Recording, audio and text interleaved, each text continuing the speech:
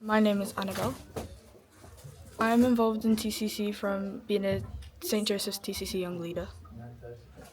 I became a TCC Young Leader because I wanted to be able to help with my community, to be involved with my community, and to be able to help the young people and, well, anyone in my community really.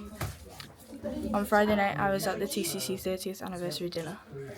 I was very proud to be there to accept an award for St. Joseph's.